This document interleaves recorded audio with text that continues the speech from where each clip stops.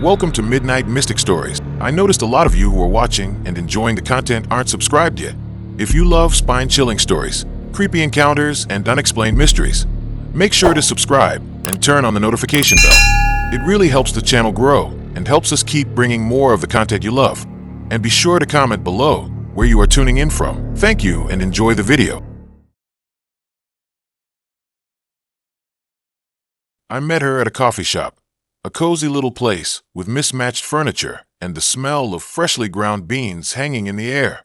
It was one of those rainy afternoons that made the world outside look gray and uninviting. But inside, the warm glow of the lights created a welcoming atmosphere. I'd been nursing a latte, staring out the window, when she walked in.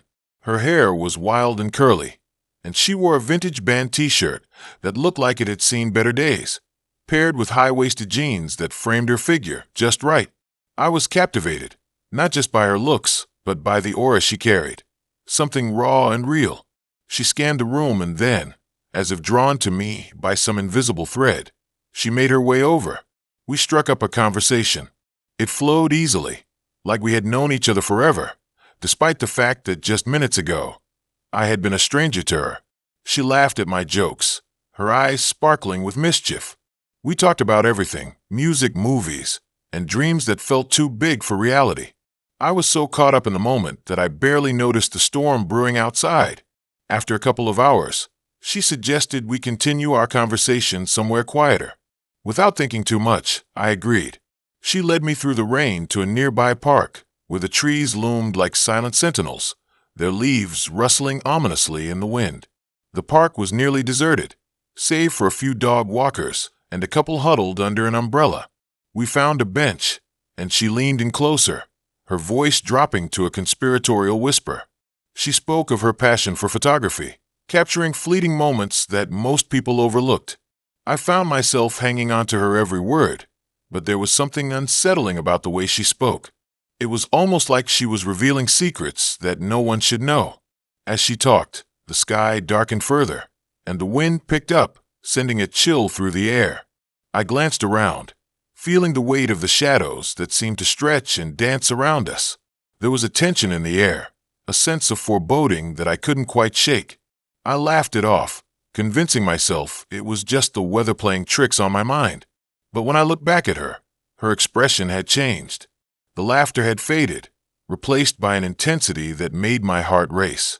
She suggested we take a walk deeper into the park, where the trees formed a natural tunnel, dark and inviting. Against my better judgment, I followed her. The path was winding and overgrown, and the sounds of the city faded behind us, replaced by the crunch of leaves underfoot and the occasional rustle of something unseen in the bushes. My heart pounded in my chest. I felt like I was stepping into a different world, one where anything could happen.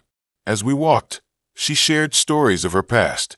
An abusive relationship that left her scarred, a family that never understood her artistic aspirations. Her words were laced with pain, and I felt a strange urge to protect her, to somehow heal the wounds she carried. But there was something off about the way she spoke, as if she were trying to draw me into her darkness. I sensed a shift in the atmosphere, a thickening tension that made the hairs on the back of my neck stand up. Suddenly, she stopped walking and turned to me, her eyes wide and almost manic. She grabbed my arm, her grip firm but not painful. There was a wildness in her gaze that sent a shiver down my spine. She started talking about how people are often blind to the darkness around them, how they ignore the signs until it's too late. Her words felt like a warning, but I couldn't decipher what she meant. I tried to laugh it off, to ease the tension, but the laughter died on my lips. I wanted to leave, but I was also drawn to her, like a moth to a flame. The park felt alive around us, the wind whispering secrets through the branches. I glanced at my watch, realizing how much time had passed. It was getting late, and the shadows were growing longer. As if sensing my discomfort, she leaned in closer, her breath warm against my ear. She spoke softly, almost seductively, urging me to trust her, to let go of my fears. Just then, a rustling in the bushes caught my attention. I turned to see two figures emerging from the shadows. They were cloaked in darkness, their faces obscured. My heart raced as I took a step back, instinctively pulling away from her. She laughed, a sound that echoed strangely in the quiet night, and I felt a chill run down my spine. She turned to face the figures, her demeanor shifting from playful to predatory. I realized with horror that she wasn't afraid. She was welcoming them. They moved closer, and my instincts screamed at me to run. I stumbled backward, my mind racing in a panic. She called out to me, her voice sweet yet chilling. I turned to flee, but she grabbed my wrist, her grip like iron. In that moment, everything clicked into place. The wildness in her eyes, the way she spoke of darkness. It wasn't just a metaphor. She was part of something far more sinister than I could have imagined. My heart pounded as I struggled against her hold, but her eyes locked onto mine, and I felt the world around me begin to distort, the trees bending and warping like the scenery of a nightmare. The figures advanced, their faces still hidden, but I could sense their hunger. I pulled harder, adrenaline surging through my veins. Just as I broke free, I turned to see her smiling at me, a twisted grin that sent chills cascading down my spine. I ran, sprinting down the path, the sound of my footsteps echoing in the eerie silence. I didn't stop until I burst out of the park and into the street, gasping for breath. I looked back, expecting to see her and the figures following, but the park was empty. It was as if they had vanished into thin air. My heart raced, and I stumbled to a nearby diner, desperate for safety and clarity. Inside, the fluorescent lights buzzed overhead, and the familiar smell of greasy food was a comfort.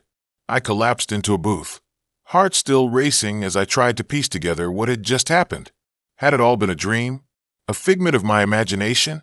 I glanced around, scanning the faces of the patrons, searching for any sign of her or those figures. But as I looked closer, my blood ran cold. The diner was filled with people, but the faces had a strange familiarity.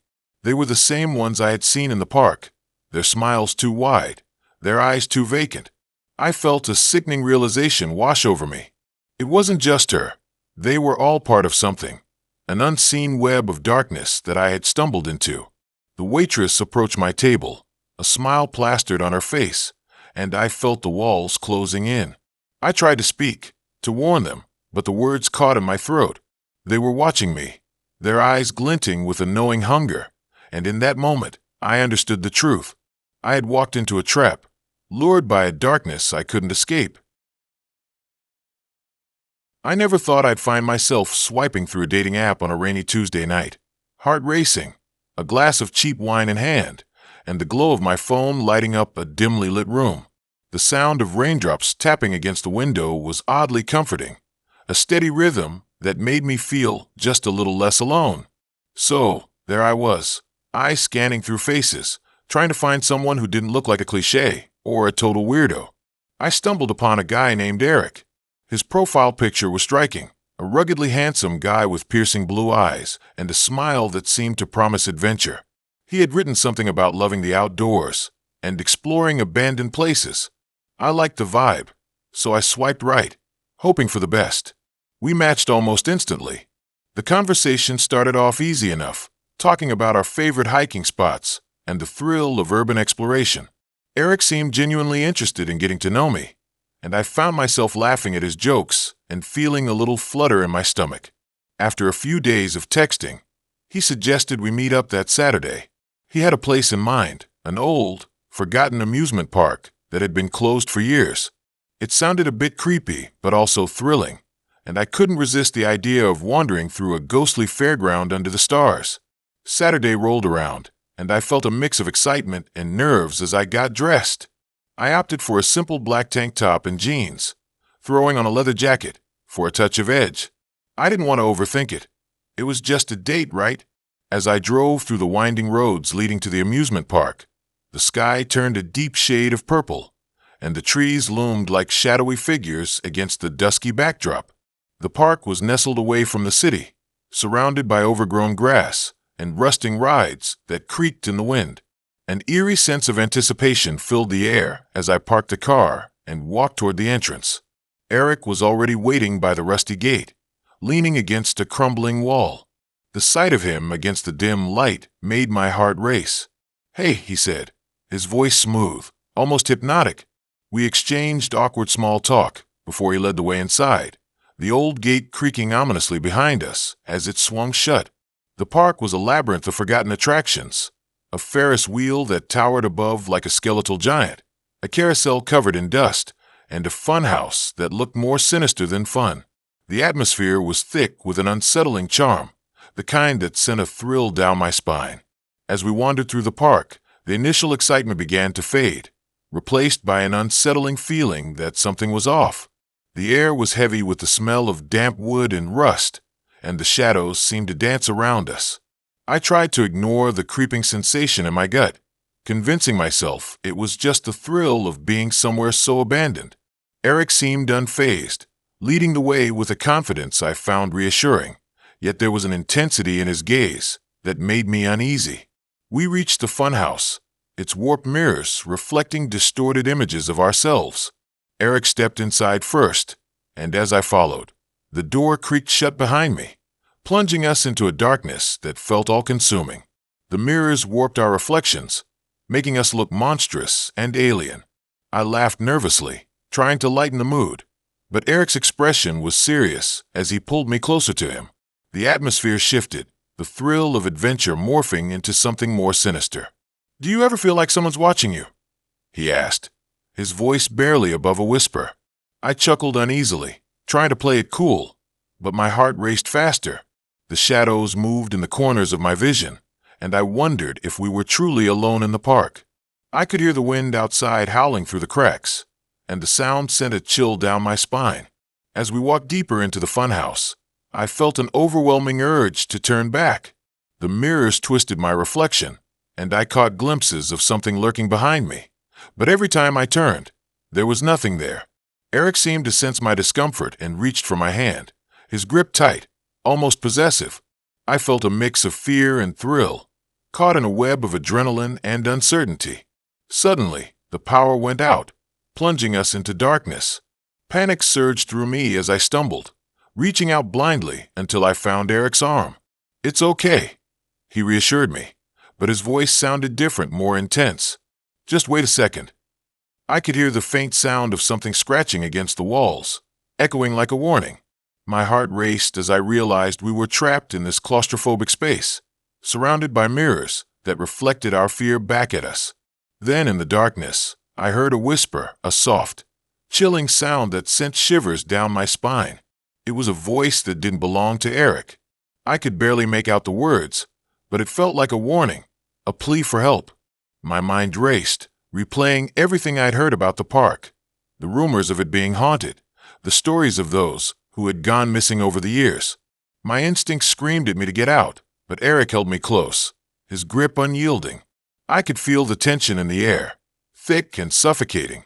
With a sudden flicker, the lights came back on, revealing Eric's face inches from mine, his eyes wild with an intensity one had never seen before. I wanted to run, but I couldn't move. He leaned in closer, and I caught a glimpse of something glimmering in his hand, a small, sharp blade. My heart dropped as I realized the truth. This was not a playful adventure. The darkness had concealed his true intentions, and I was trapped in a nightmare. In that moment, everything shifted.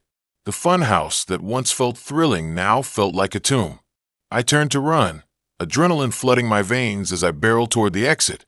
But he was faster. He grabbed my arm, spinning me around to face him. The look in his eyes was a mixture of madness and something else, something deeply unsettling. I felt the world closing in around me as I struggled against him, panic rising like bile in my throat. Just as I thought all hope was lost, I caught a glimpse of my reflection in the mirror beside us. But this time, it wasn't just my face staring back. It was the face of someone else, someone I recognized.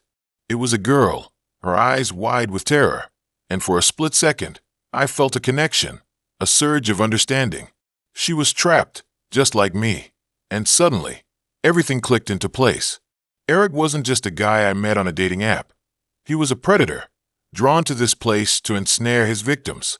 With a surge of adrenaline, I broke free from his grasp and sprinted toward the exit, but the door was stuck. I could hear him behind me, the sound of his footsteps echoing ominously. Just as I thought I was done for, I remembered the old Ferris wheel outside. I could climb it, get to the top, and maybe I could signal for help. I rushed through the funhouse, the mirrors reflecting my frantic movements, and burst out into the open air. The moon hung high, casting an eerie glow over the park. I sprinted toward the Ferris wheel, my lungs burning, the fear propelling me forward. I climbed up the creaking metal steps, each one groaning under my weight. I reached the top and looked down, spotting Eric emerging from the funhouse, his expression a mix of rage and determination. Just as I thought I was safe, I felt the ground shift beneath me. The wheel creaked ominously, and I realized too late that it wasn't stable. A sudden jolt sent me tumbling down, and in that moment of helplessness, I caught a glimpse of Eric's face, twisted into a smile, a glimmer of triumph in his eyes. I landed hard, the world spinning around me as darkness closed in. When I woke up, I was back in my room, the rain still pouring outside. It took a moment to gather my thoughts, the memory of the park flooding back. I glanced at my phone, and there it was, a notification from the dating app. Eric had sent me a message that read, "You'll never escape." My heart raced as I realized the truth. I wasn't just haunted by the experience. I was still a part of it, tangled in his web of darkness, forever marked by a date that had gone horribly wrong. I met Jamie on a dating app, one of those trendy ones where you swipe right and left like you're flipping through a magazine. Her profile was eye-catching, smiling pictures in picturesque settings, a perfect mix of adventure and tranquility. The kind of girl you imagine your friends gushing over, saying she's just your type. We hit it off immediately. Conversations flowed like we'd known each other for ages. Late-night chats stretched into the early morning, and I found myself looking forward to our exchanges more than I cared to admit. After a week of texting, we decided to meet in person. She suggested a quaint little cafe tucked away in a neighborhood known for its artistic vibe, the kind of place that smells of freshly brewed coffee and has mismatched furniture that somehow ties everything together. I arrived a bit early, my nerves dancing in my stomach. I scanned the room, taking in the cozy ambience, the rustic wooden tables, the soft jazz playing in the background. When Jamie walked in, it was like the world around me faded. She was beautiful, but in a way that felt organic, almost like she belonged there among the eclectic art on the walls and the lively chatter of other patrons. We started talking, and I was surprised by how easy it felt. But as the conversation flowed, I couldn't shake the feeling that something was slightly off. For one, Jamie's eyes seemed too intense, piercing through the surface of small talk into deeper territories. She'd ask questions that felt too personal for a first date, diving into topics that made me feel exposed. I brushed it off at first, thinking she was just curious, but the way she leaned in, almost too close, sent a chill down my spine. As the night wore on, I found myself sharing stories that I usually kept to myself, the kind of things that make you feel vulnerable. I told her about my childhood fears, my dreams that sometimes felt too big for reality, and even a couple of my past relationships that ended messily. Jamie listened intently, her expression never wavering, as if she was drinking in every word. When I glanced at the clock, I realized hours had passed. The cafe was nearly empty now, the staff cleaning up around us. I suggested we call it a night, but she insisted we go for a walk. I hesitated, but something in her eyes made me say yes. We stepped out into the cool night, the air crisp and refreshing. As we walked, Jamie talked about her life in the city, her job, her favorite places to travel, and her childhood. Each story was laced with a subtle darkness, a hint of something unsettling beneath the surface. I found myself engaged, but the initial thrill of the date began to dissolve into a sense of unease. We turned down an alley that felt strangely familiar, though I couldn't quite place why. The streetlights flickered, casting odd shadows that danced around us, and I felt a tightness in my chest as we ventured deeper into the darkness. Jamie's laughter echoed, but it felt hollow, as if it bounced off the walls and back to me empty. Then she stopped, suddenly serious, and looked deeply into my eyes.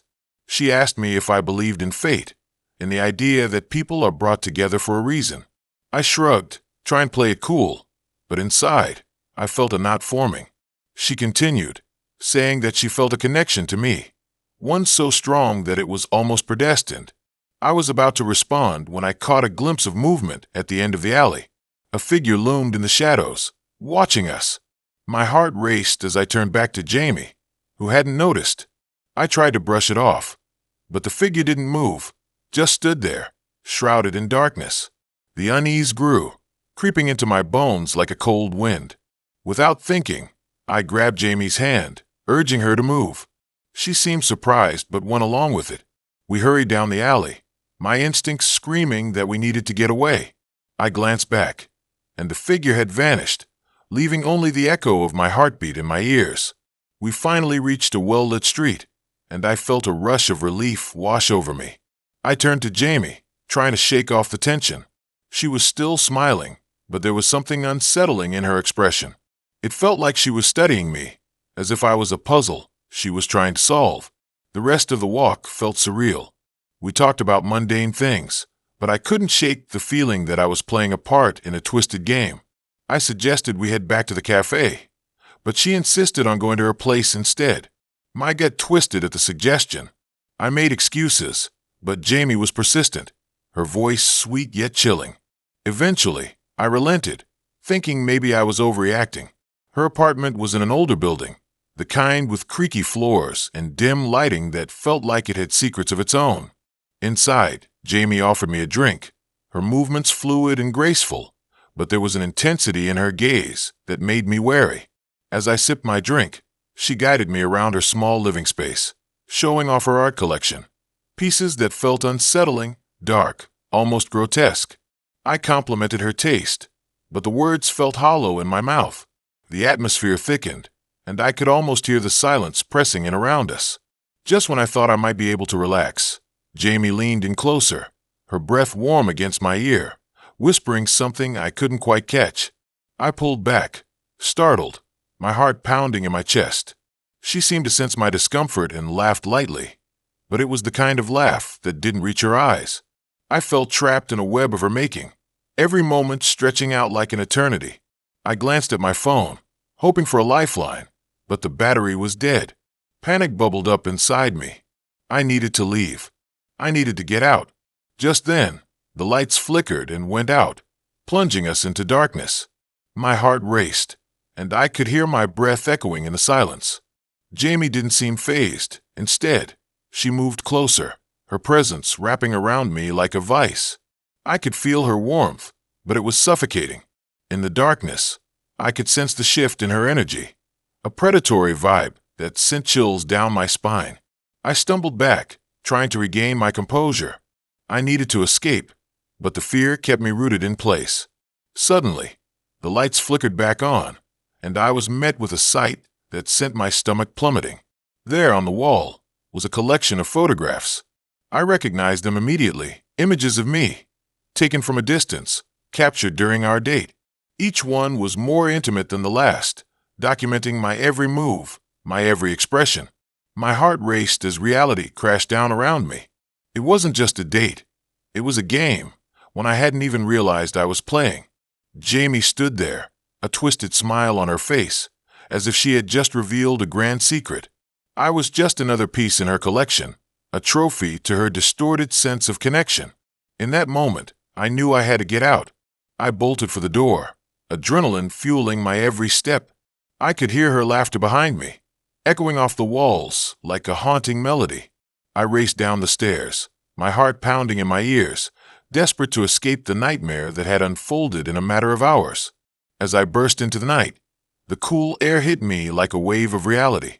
I didn't stop running until I was far from that place, far from Jamie and the dark secrets hidden within her walls. I glanced back one last time, half expecting to see her shadow lurking in the doorway. But there was nothing, just the quiet streets, the night air heavy with the weight of what had just happened. I didn't know what I would tell my friends, how to explain the unexplainable. All I knew was that I had narrowly escaped a twisted fate, one that had been waiting for me in the shadows. It was one of those nights where the air felt electric, thick with that kind of tension that makes you second-guess every shadow. I had been swiping through dating apps for what felt like ages, scrolling past the usual cliches and filtered selfies until I stumbled upon a profile that caught my eye. His name was Alex, and there was something about his dark hair and piercing blue eyes that made my heart race a little too fast. The photos were artsy, almost haunting, and his bio was cryptic. Just a quote about how the best stories are always a little twisted. I figured it was all part of the allure. After a few messages back and forth, we decided to meet up at a local cafe that was notorious for its dim lighting and vintage decor. When the day arrived, I dressed carefully, picking out a flowy black dress that felt both comfortable and a bit mysterious. I wanted to make an impression without trying too hard. As I walked into the cafe, the smell of freshly brewed coffee and old books enveloped me, but it was the way the light flickered that made the hairs on the back of my neck stand up. I spotted him right away, sitting at a corner table, his eyes scanning the room as if he were searching for someone, or perhaps something. When our eyes locked, he smiled, and that smile sent another jolt through me. I approached, my heart pounding with a mix of excitement and nerves. As we started talking, the world around us faded into a blur. His voice was smooth, and he had an uncanny ability to make even the most mundane topics feel thrilling. It was as if he was weaving a spell with his words, drawing me deeper into a web I didn't even know I was caught in.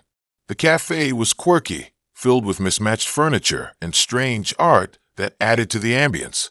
I couldn't shake the feeling that there was something unexplainably off about the place, but Alex made it easy to forget. As we talked, he shared tales of his travels and adventures, each story more bizarre than the last. I laughed, but there was an edge to it, a creeping sensation that something was lurking just beneath the surface. After a couple of hours, we decided to leave the cafe, and Alex suggested a walk through the nearby park. The sun was setting, casting long shadows that twisted and turned with the gentle breeze. It was beautiful and eerie at the same time. As we strolled, he pointed out the trees, their branches reaching out like gnarled fingers. Each step felt heavy, as if the ground were trying to hold me back. We wandered further into the park, where the streetlights flickered ominously. The path was lined with tall, looming trees that seemed to whisper secrets to one another. I felt a shiver run down my spine, an instinctive warning that I was stepping into something deeper than just a casual date. But Alex kept my attention diverted with his captivating stories, and I found myself drawn in, despite the unease gnawing at me. Eventually, we reached a clearing, and Alex suggested we sit on a bench under a large oak tree. The moon hung low and full, casting a ghostly glow over everything. He continued to share stories, but I noticed his tone had shifted. There was a darker edge to his words, a hint of something sinister beneath the surface. I tried to shake off the feeling, telling myself it was just my imagination running wild. As the night deepened, Alex leaned closer, his voice dropping to a whisper. He spoke about fear, about how it can consume you if you let it, and I couldn't help but feel that he was speaking from experience. I shifted uncomfortably, the air thick with tension. There was something in his eyes, a flicker of something that made my heart race for all the wrong reasons. Suddenly, the playful banter turned into something more intense, and I felt a chill wash over me. My instinct screamed at me to leave, but I was rooted to the spot, captivated yet terrified. He leaned in even closer, and I could see the glint in his eyes, a mix of excitement and something darker. I pulled back slightly, trying to regain my composure, but it felt like I was losing control. Then, just as quickly as it started, he seemed to snap back to reality. He sat back, his expression shifting to one of concern. He asked if I was okay, and I nodded, forcing a smile that didn't quite reach my eyes. But I could sense he wasn't fooled. There was an understanding between us, a shared recognition that we were both teetering on the edge of something unpredictable. The tension hung heavy in the air, thick as the mist that began to roll in from the nearby lake. I could hear the distant croaking of frogs and the rustling of leaves, but it all felt like a backdrop to our own private horror show. I glanced at my phone, realizing how late it had gotten. The park was nearly empty now, the shadows growing longer and darker. Just then, I noticed something out of the corner of my eye, movement in the trees. My heart raced as I turned my head, but there was nothing there. I tried to convince myself it was just my imagination, but the feeling of being watched was undeniable. I could feel Alex's gaze on me, perceptive and intense. It was as if he could sense my fear, feeding off it. I stood up, telling him I needed to head home, my voice shaking slightly. He got up too, but instead of walking me back, he suggested we take a different path. My gut twisted at the thought, but I didn't want to seem rude. I nodded, and we continued deeper into the park. The path twisted and turned, the trees closing in around us. I felt trapped, like a moth drawn to a flame. Alex's stories took on a more sinister tone, filled with dark twists that made my skin crawl. I wanted to laugh it off, to pretend it was all just a game, but the sense of dread was palpable. We finally reached a small, overgrown clearing, and Alex stopped. He turned to me, his expression unreadable. The moonlight cast eerie shadows on his face, and for a split second, I saw something in his eyes, an emptiness that chilled me to the bone. Then he smiled, and it was a smile that didn't reach his eyes. It was a smile that felt like a warning. Just then, I heard a rustling behind me, and panic surged through me.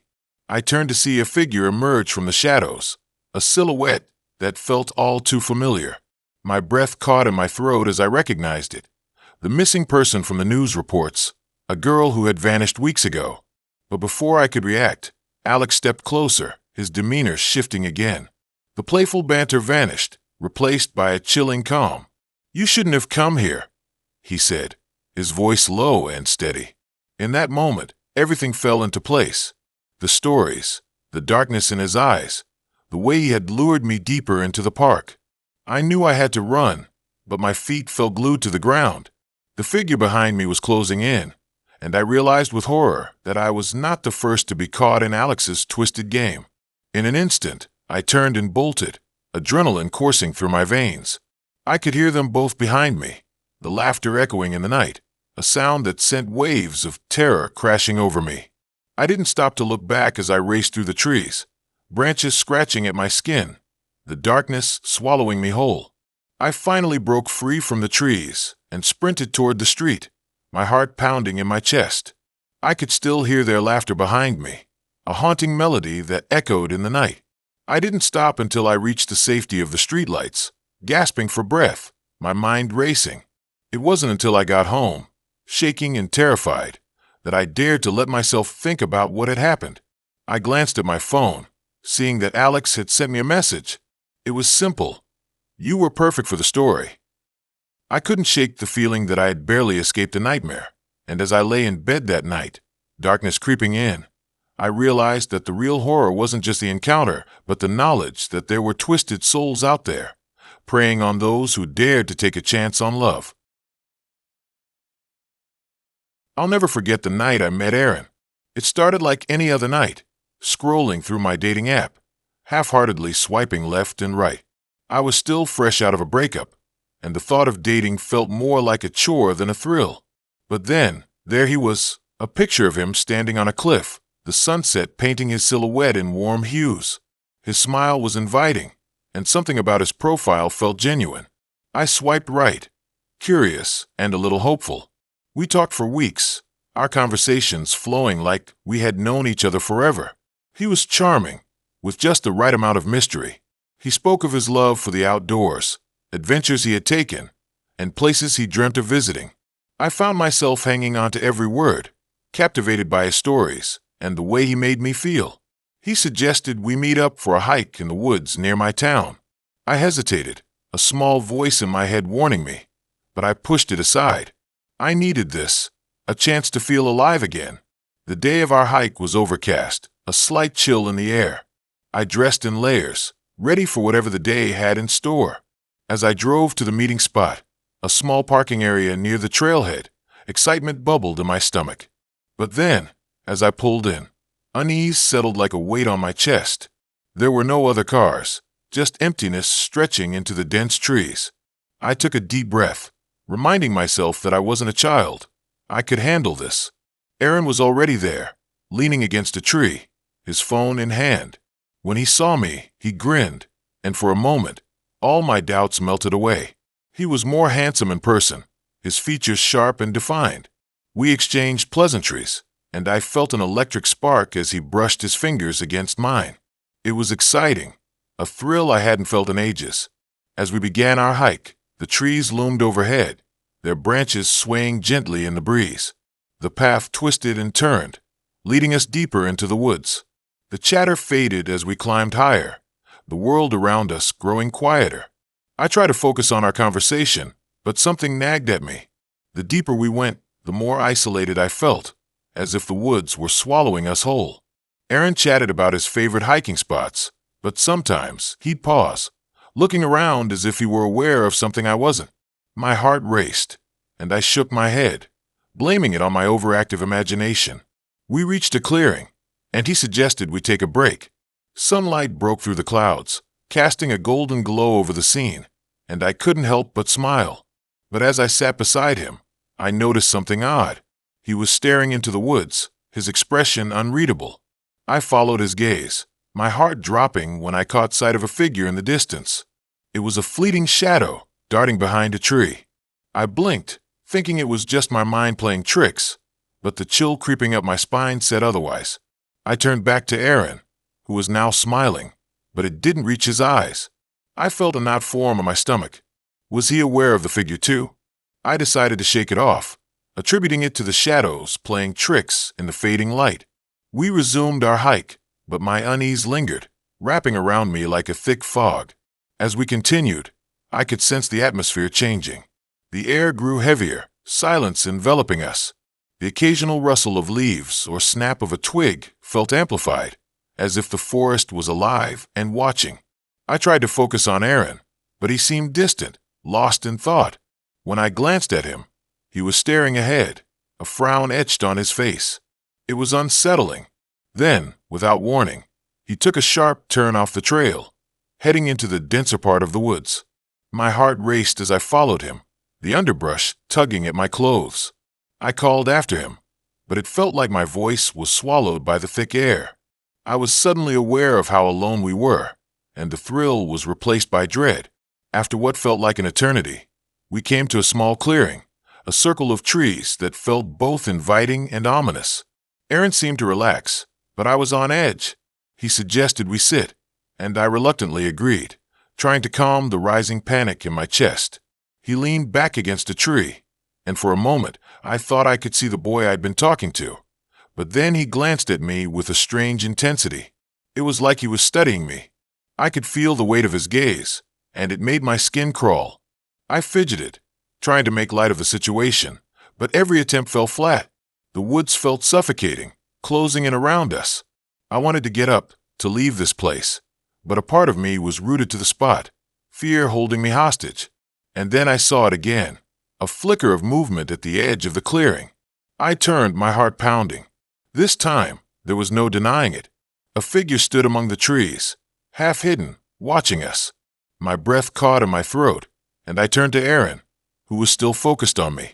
It was like he hadn't noticed the figure. I could feel my pulse quickening, panic rising. I stood up, ready to leave, but Aaron grabbed my wrist, his grip surprisingly tight. Fear flashed in his eyes, and he leaned closer, whispering something I couldn't hear. The figure shifted again, stepping into the light, just enough for me to see it was a woman, her face pale and hollow. I yanked my wrist away, my instinct screaming at me to run. The woman's gaze locked onto mine, and I felt a chill race through me. I turned to Aaron, demanding to know who she was, but he stood there, frozen, a look of horror etching his features. In that moment, everything clicked into place. The way he had acted, the shadows in his eyes. He wasn't just charming. He was hiding something dark. The woman took a step toward us, and I felt my heart drop. I turned to flee, but Aaron grabbed my shoulder, his voice low and urgent, but all I could hear was the pounding in my ears. I broke free from his grasp, sprinting into the woods, branches clawing at my arms as I ran. I didn't look back, adrenaline fueling my escape. I could hear footsteps behind me, but I didn't dare stop. The path was a blur, and the trees seemed to conspire against me, branches reaching out like claws. Finally, I burst into the clearing where we had first stopped to rest, breathless and terrified. There were no signs of Aaron or the woman. It was just me, the silent woods, and the fading light. I stumbled back to my car, fumbling with my keys, my hands shaking. I could still feel his eyes on me, the weight of that strange connection lingering. As I drove away, I glanced in the rearview mirror, half expecting to see Aaron standing there. But there was nothing, just the shadow of the forest closing behind me. I thought I was safe, but deep down, I knew that the woods held secrets I would never understand, and one of them might just be Aaron's true self. And as I reached the main road, I couldn't shake the feeling that this was far from over. The woods had claimed something that day, something more than just an evening of awkward flirting. The deeper I went, the more I realized I wasn't just running from Aaron. I was running from the darkness that lingered in all of us. I had always been the type to dive headfirst into things, whether it was a new hobby or, in this case, a dating app. My friends kept telling me about how amazing it was to meet people online, and the thrill of swiping left and right felt like some weird game. I mean, how hard could it be? You look at a few pictures, read a bio, and decide whether or not they seem interesting enough to chat with. It was supposed to be fun, but honestly, after a few weeks, the excitement wore off. Most of my matches were either ghosters or just plain weird. But then, one rainy Thursday night, I got a message from someone named Mark. He had that brooding, mysterious vibe in his pictures, dark hair falling just over his eyes, and a smirk that screamed trouble. I was intrigued. We started chatting, and the conversation flowed effortlessly. Mark had this charisma that pulled me in. He told stories with an intensity that made me feel like I was right there with him. He lived in a small town about an hour away, and honestly, the fact that he was from somewhere so different made it feel like a movie. He asked if I wanted to meet up, and after a few days of chatting, I found myself saying yes. The day of our date came, and I'll admit, I was a bundle of nerves. I picked out my outfit carefully, wanting to look cute but not like I was trying too hard. I settled for a vintage band tee and a pair of jeans that I felt confident in. I wanted to be relaxed, but I also wanted to impress him. We agreed to meet at this cozy little diner, known for its retro vibe and comfort food. As I drove, the rain drizzled against my windshield, and I felt a mix of excitement and anxiety. The world outside felt muted, the streetlights reflected in puddles like glowing orbs, creating a surreal atmosphere. When I pulled up to the diner, I spotted Mark right away. He was leaning against a lamppost, his arms crossed, looking like a character straight out of a movie. I took a deep breath before stepping out of my car, hoping I looked more put together than I felt. As I approached, he turned to face me, and his smile was both charming and a bit unsettling. There was something in his eyes that struck me as intense, but I brushed it off as just him being passionate. We entered the diner, and the warmth enveloped me, the smell of coffee and fried food creating a sense of comfort. We sat in a booth, and I couldn't help but notice how he seemed to dominate the space. His presence was magnetic, and I found myself hanging on every word he said. He talked about his life in the small town, the quiet nights, and the strange happenings that sometimes occurred. He made jokes about ghosts and urban legends, and I laughed, but there was an underlying tension that made me feel uneasy. It felt like he was trying to gauge my reactions, pushing boundaries, just to see how I would respond. As the night wore on, the diner started emptying out. It was just us and a couple in the corner, their laughter fading into the background. Mark leaned closer, his voice dropping to a whisper as he told me about an old abandoned house on the outskirts of town. He claimed it was haunted, filled with dark energy that could be felt even from a distance. I rolled my eyes, half entertained and half terrified. I mean, who wouldn't be freaked out by stories of haunted houses? But there was something about the way he spoke, the way he seemed to relish the idea of fear, that sent a chill down my spine. After finishing our meal, he suggested we go check out the house. My heart raced, a mix of adrenaline and caution swirling inside me. It was a strange request for a first date, but the thrill of adventure and his unwavering gaze made it hard to say no. So, I found myself agreeing, and we drove to the outskirts of town, the rain picking up again, the rhythmic sound against the roof of the car somehow amplifying the tension. The house stood there, looming in the darkness, its silhouette jagged against the night sky. The windows were broken, and the front door hung off its hinges, creaking eerily in the wind. My instincts screamed for me to turn back, but Mark seemed unfazed. He grabbed my hand, pulling me with him as we walked closer.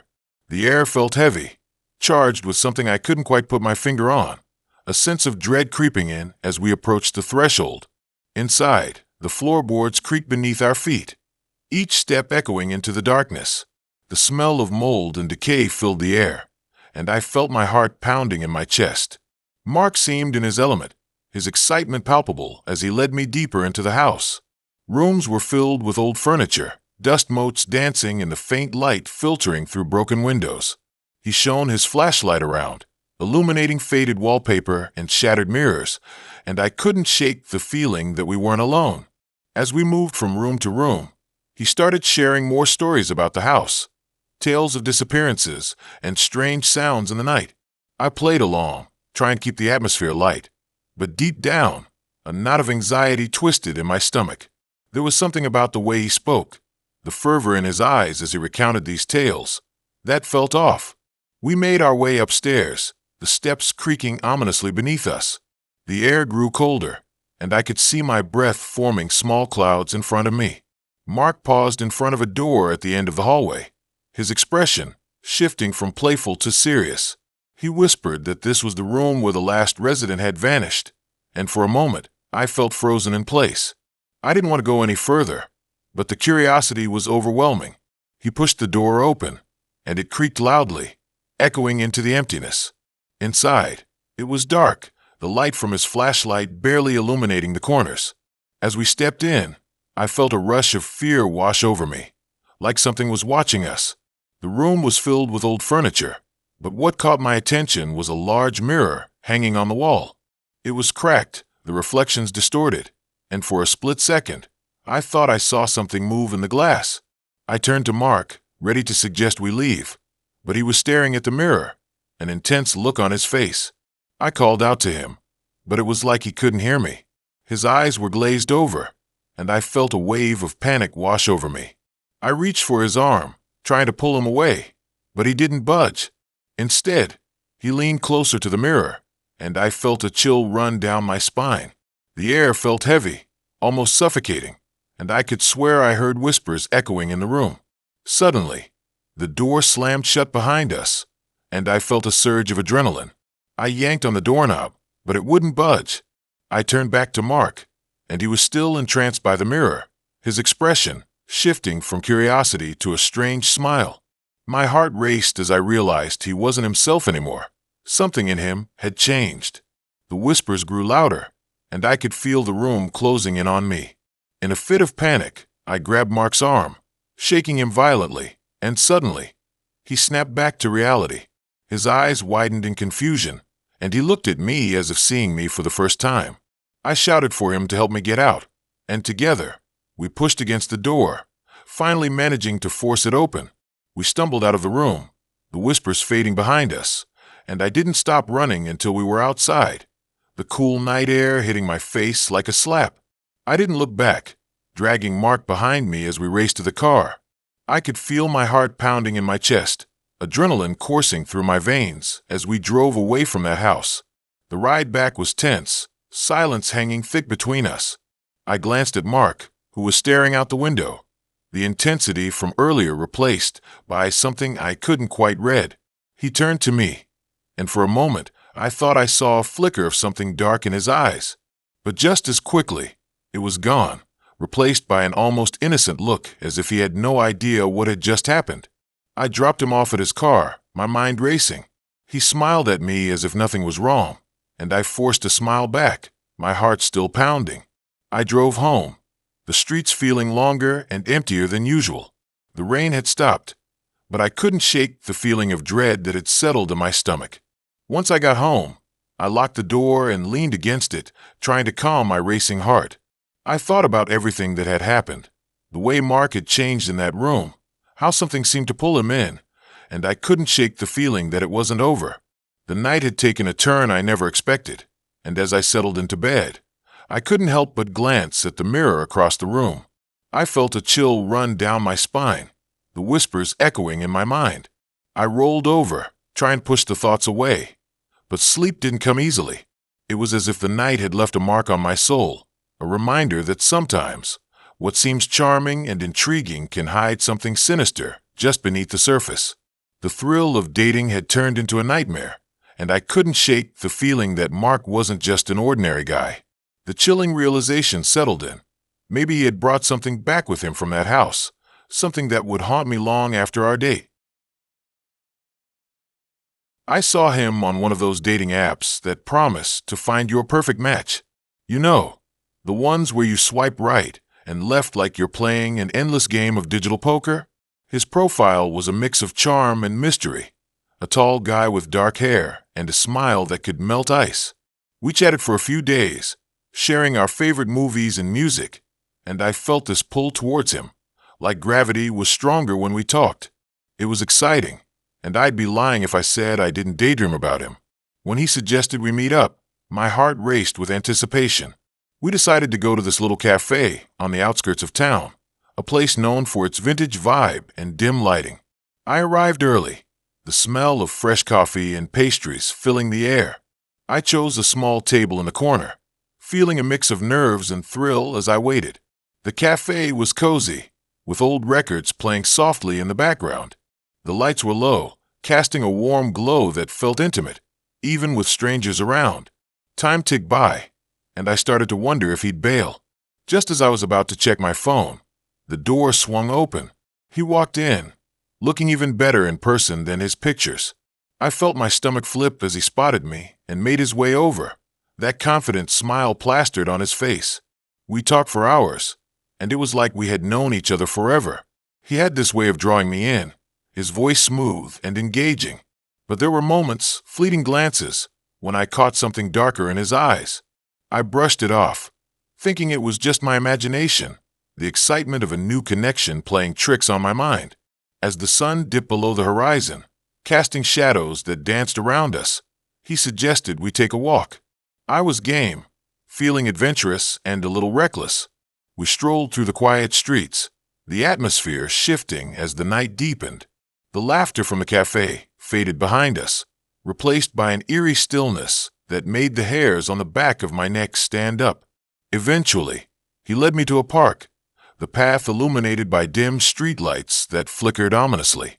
The trees loomed overhead, their branches swaying gently in the cool breeze. I felt a twinge of unease but ignored it, too caught up in the thrill of the night. He talked about his life, his dreams, and I felt myself getting lost in his words. But then, he turned to me, his expression shifting.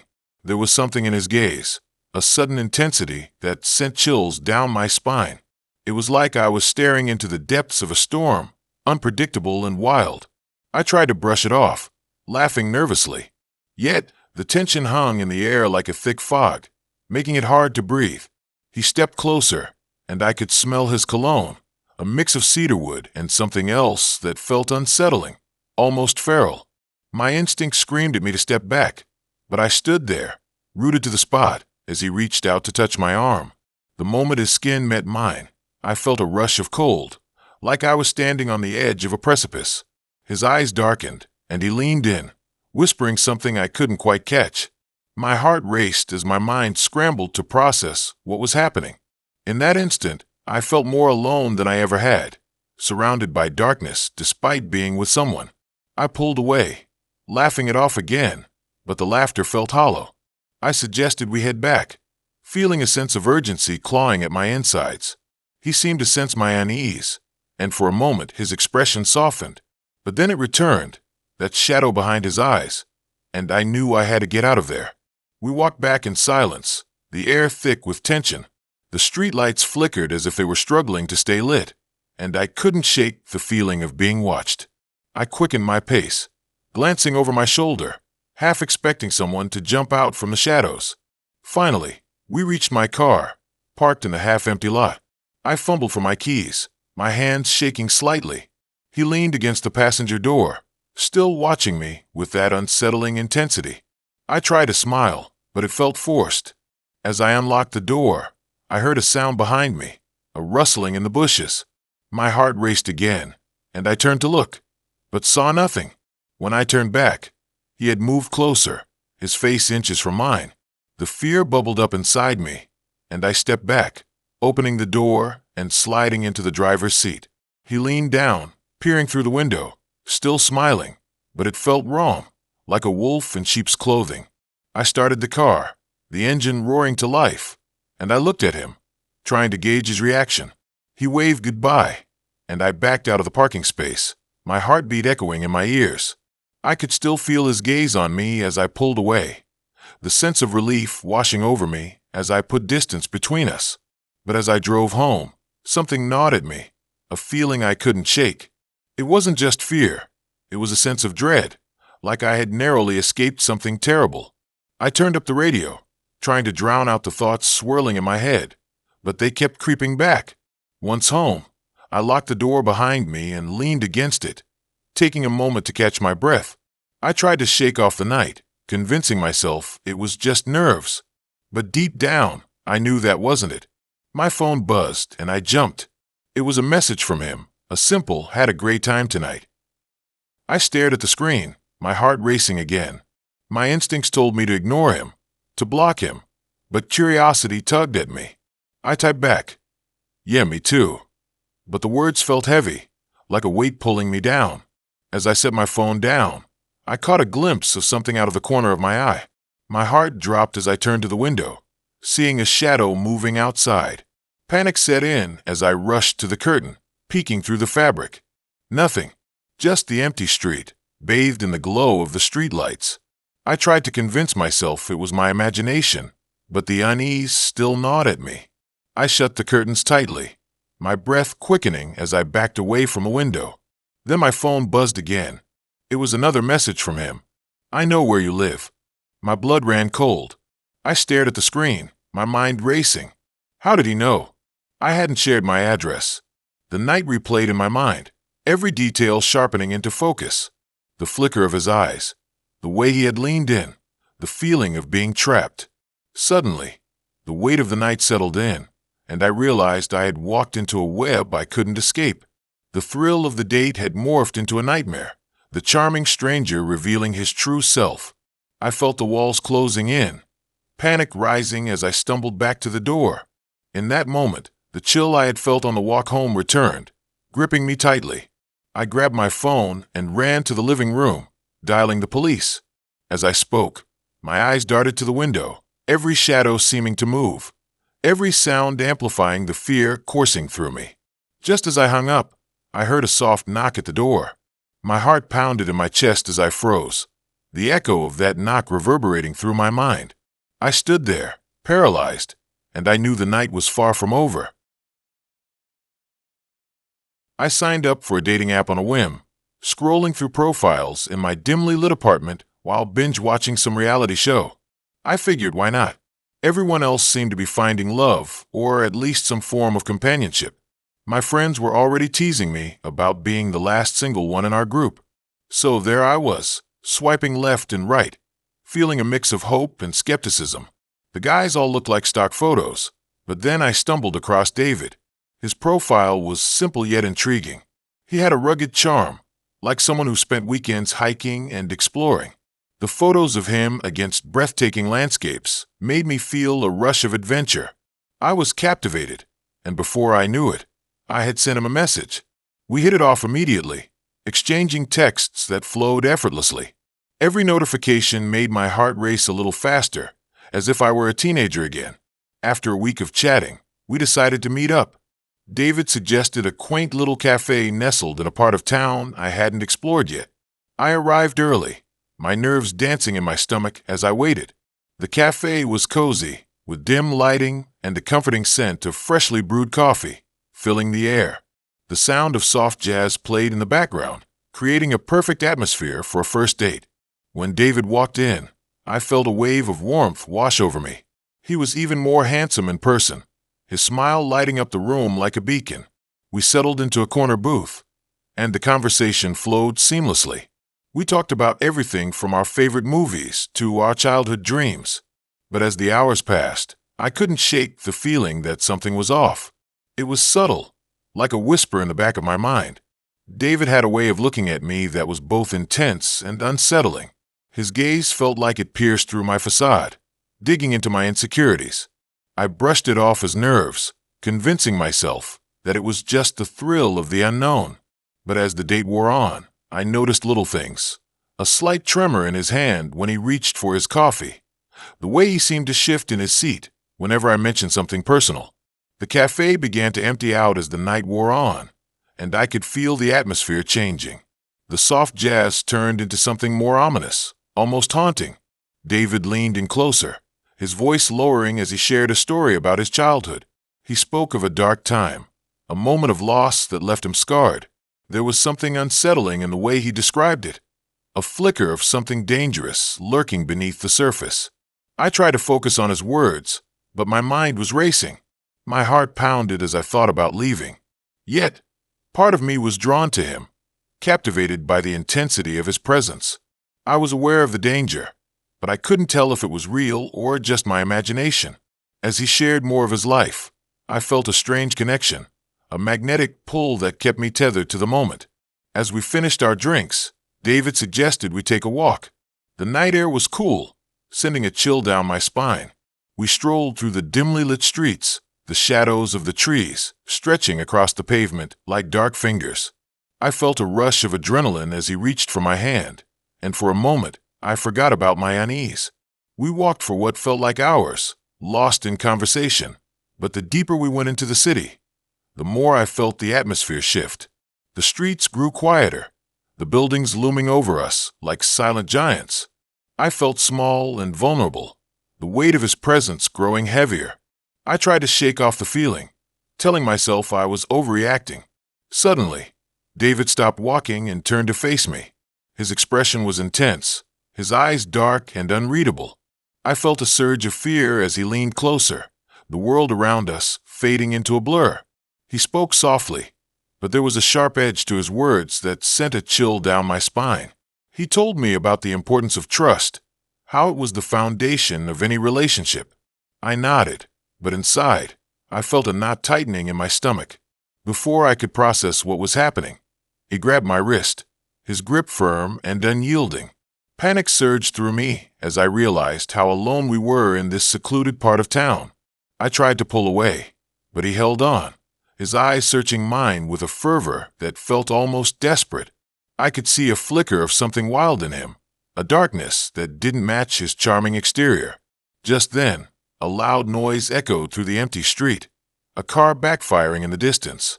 It jolted me, breaking the trance that had ensnared me. I wrenched my arm free and took a step back, my heart racing. I didn't want to make a scene, but the fear coursing through me was primal. I could see the shift in his demeanor, the way his smile faltered for just a moment. I forced a laugh, trying to lighten the mood, but the tension hung in the air like thick fog. I suggested we head back, but he didn't move. Instead, he stepped closer again, his breath warm against my skin. I could smell the faint hint of cologne mixed with something more primal, more raw. It made my skin crawl. Just as I was about to speak again, his expression changed. The wildness faded, replaced by a calm serenity that was more unsettling than before. He reached out, brushing a strand of hair behind my ear, and I felt a shiver run down my spine. In that moment, I knew I had to get away. As I turned to leave, I felt a surge of adrenaline, my instincts kicking in.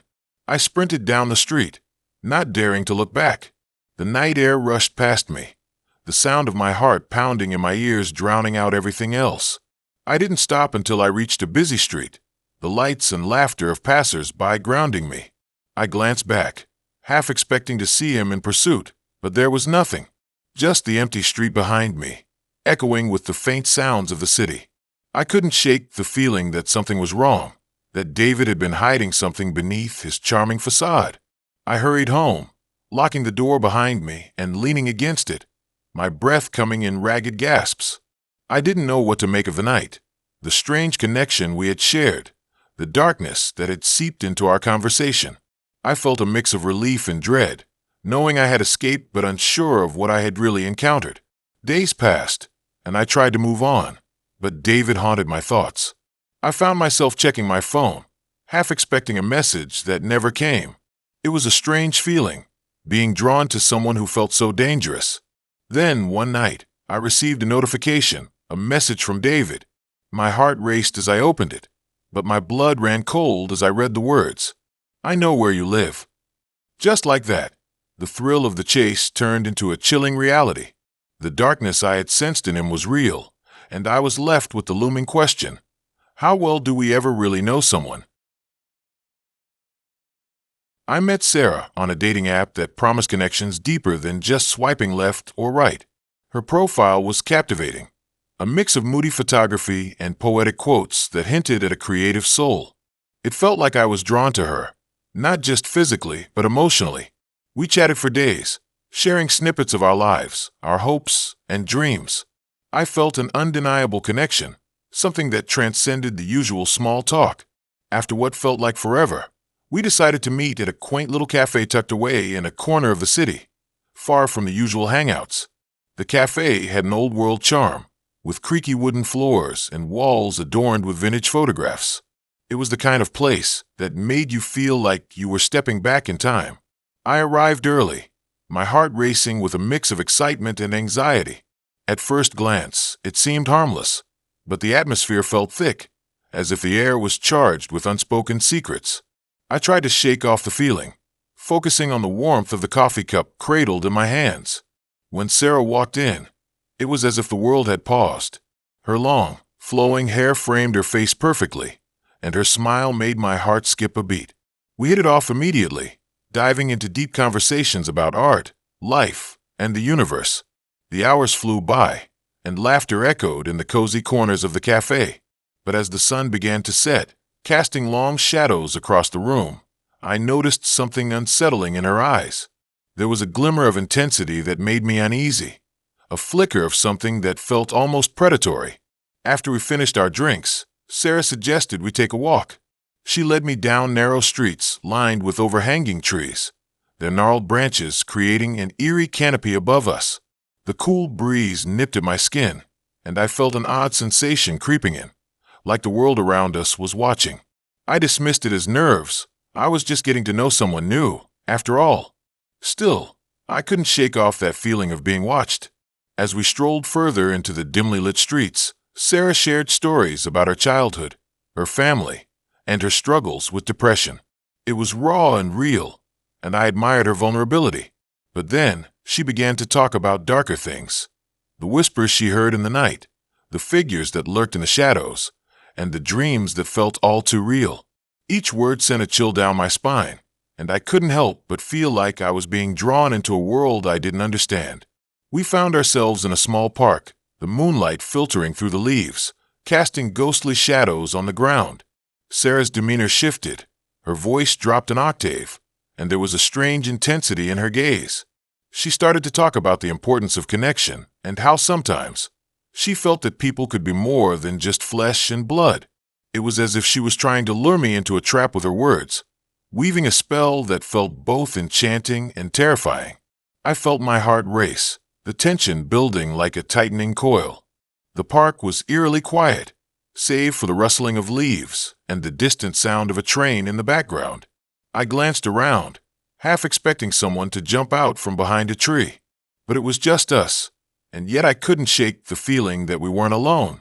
I could sense the shadows closing in, the darkness hungry for something, or someone. As she leaned closer, her breath warm against my skin, I realized I was at a crossroads. I could either embrace the thrill of the unknown or step back, breaking the spell she had cast. But the allure of her chaos was intoxicating, and I found myself leaning in, captivated by her words.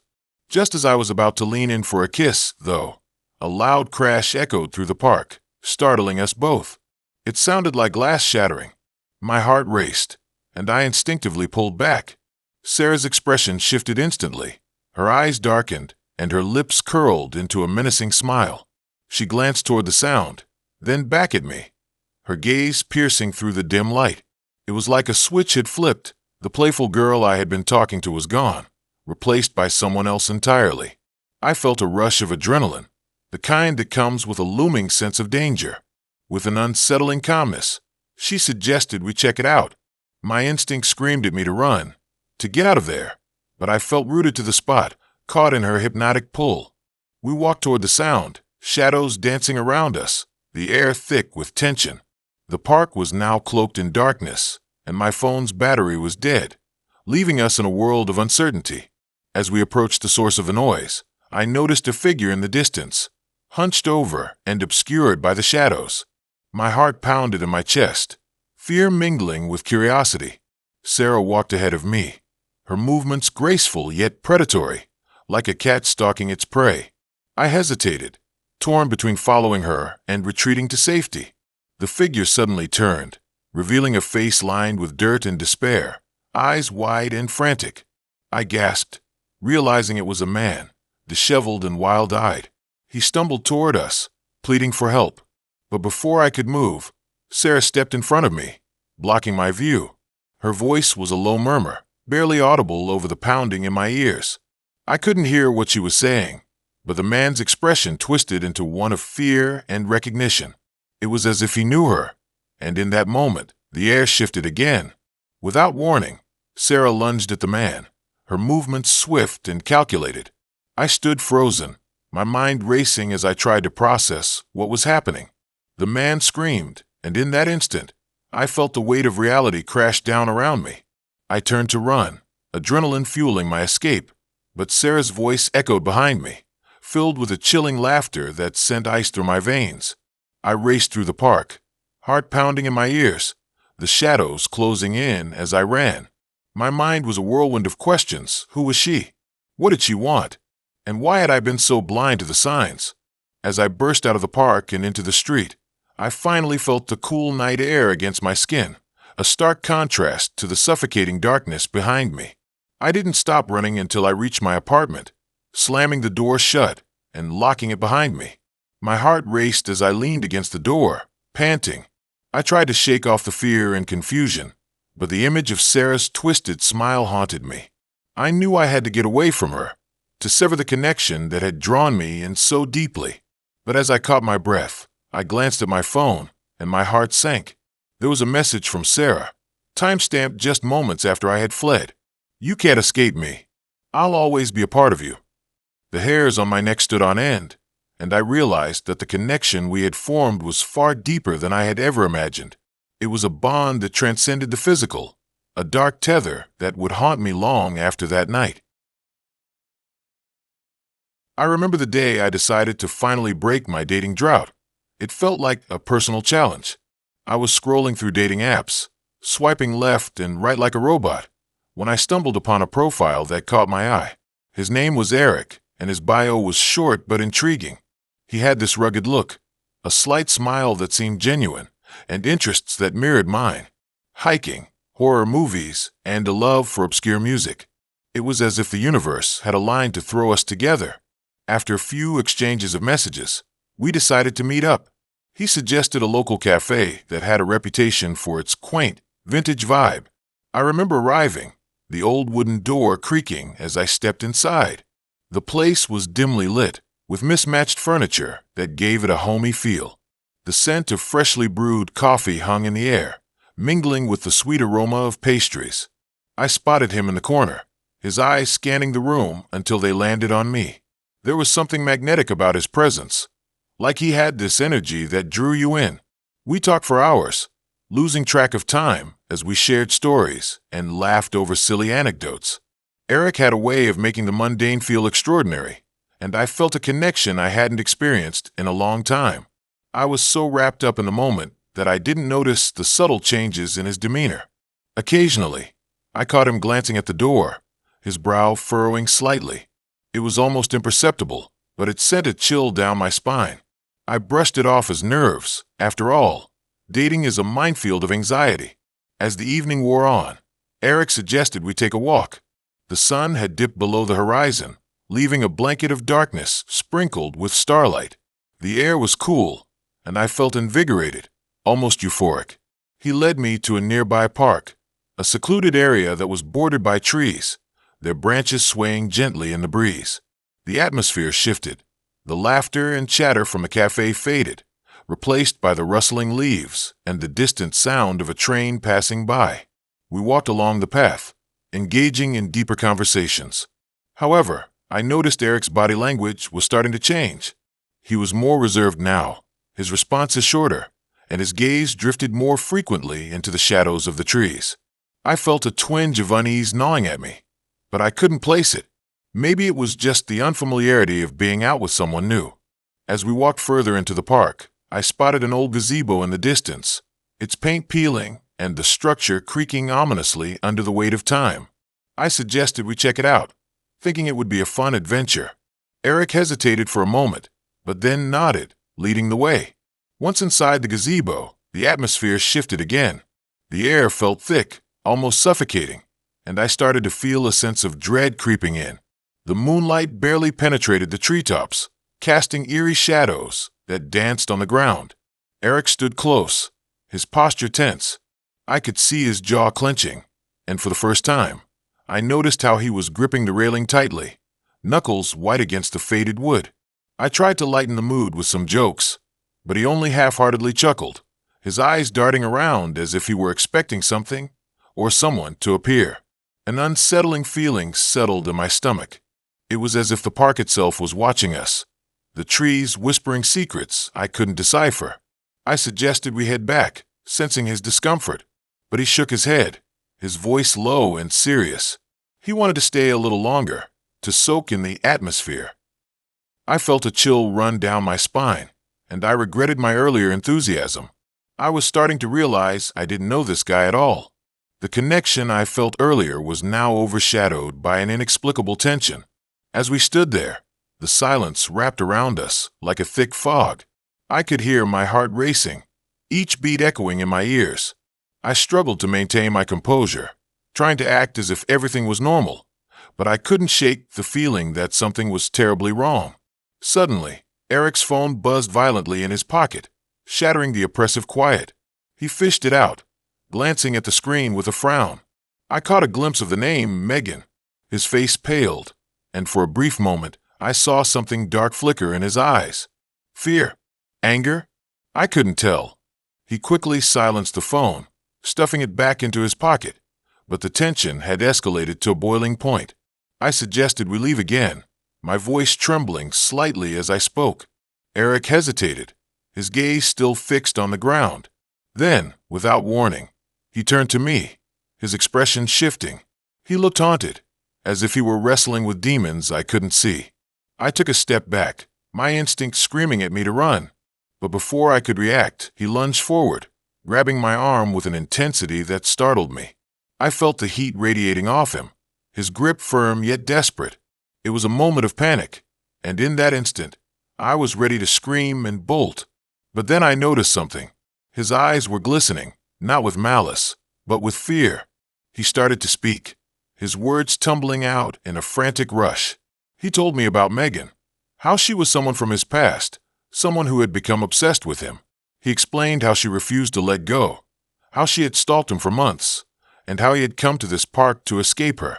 The urgency in his voice was palpable, and despite the fear coursing through me, I felt a strange sympathy for him.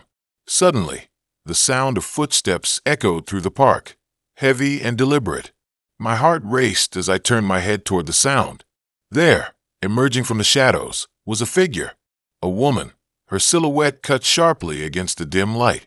Eric's grip tightened on my arm as he pulled me closer, his body tensing.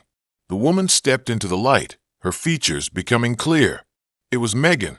Her eyes were wild, hair disheveled, and she looked like she had been waiting for a long time. A chill ran through me as I realized the look on her face was not just anger, it was desperation. I could feel Eric's fear radiating off him as he held me tightly, like I was a lifeline. But in that moment, something clicked in my mind. I remembered the way he had looked at the door in the cafe, how he had seemed so lost in thought. And now this? It was like I had been a pawn in a twisted game. I pulled away from Eric, my instincts kicking in, and took a step toward Megan. Her eyes widened, a mix of surprise and confusion washing over her face. "Stay away from him," she shouted, her voice cracking with emotion. I looked back at Eric, and suddenly, everything fell into place. The tension, the evasiveness, the way he had led me into this trap. I felt a surge of adrenaline as I took another step forward, locking eyes with Megan. "I'm not afraid of you," I said, my voice steady despite the chaos swirling around me. In that moment, Eric's expression shifted from fear to fury. He lunged for me, but I sidestepped him, my heart pounding. I could see Megan's resolve hardening as she stood her ground, and I realized we were all caught in a web of twisted emotions, a lethal triangle of obsession, fear, and betrayal.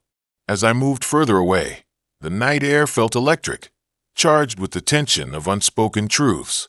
I turned to run, not looking back, knowing that sometimes the scariest monsters aren't the ones lurking in the dark, but the ones we invite into our lives.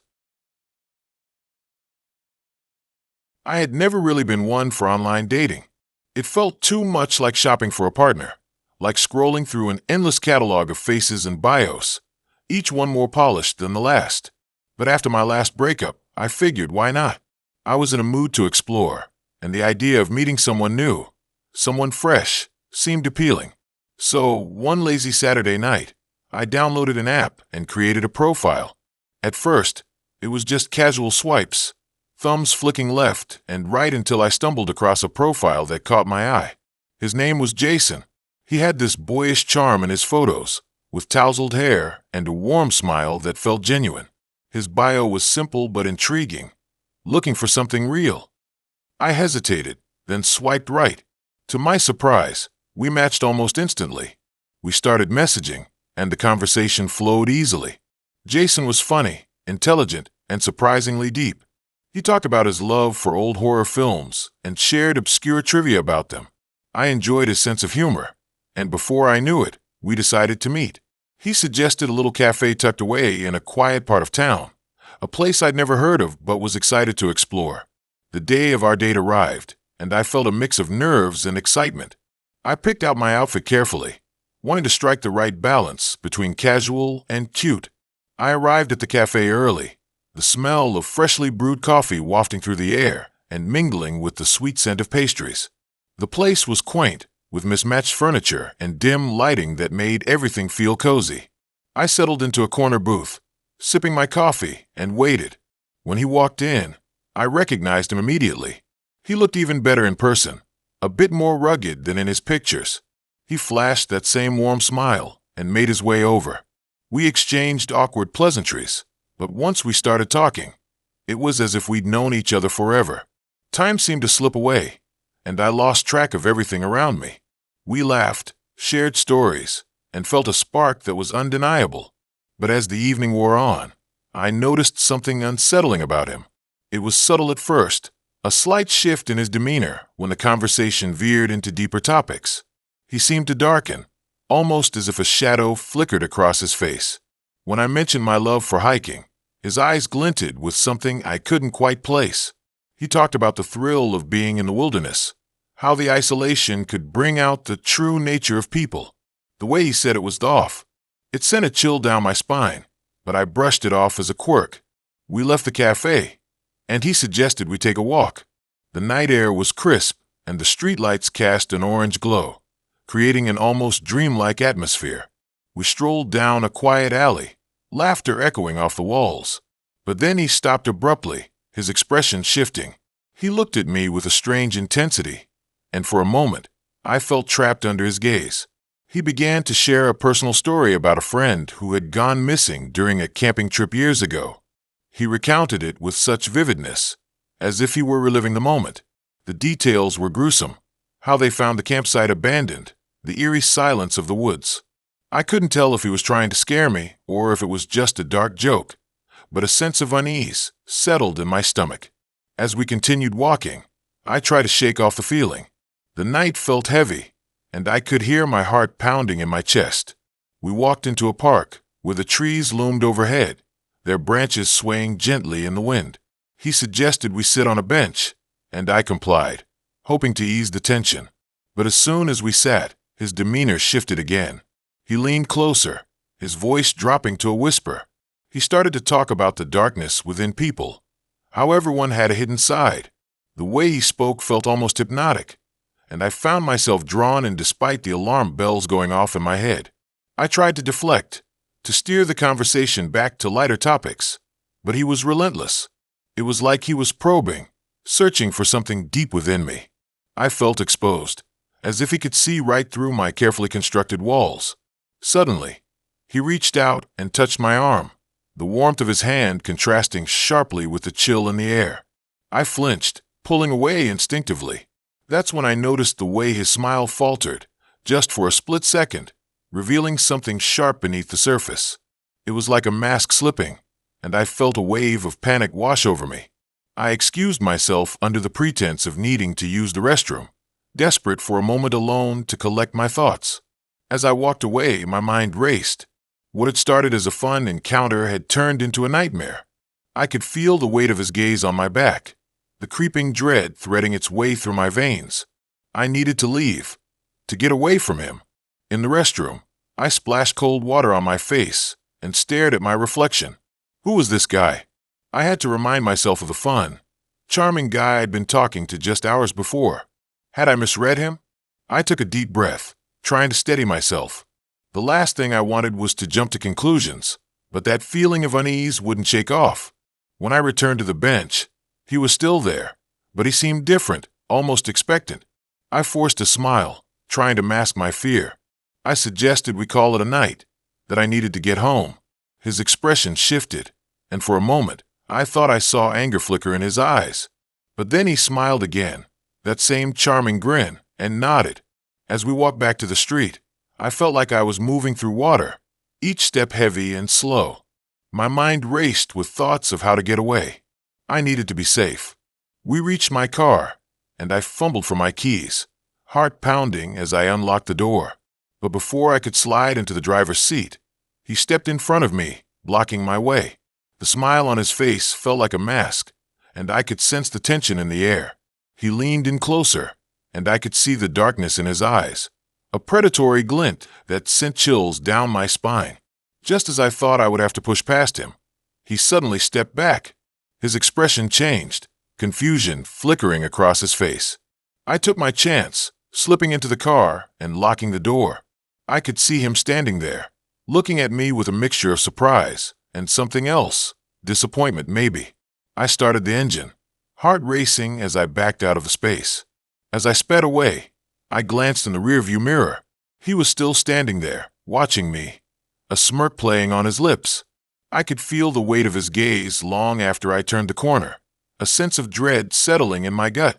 It was weeks later, scrolling through social media, that I stumbled across a news article about a string of disappearances in the area.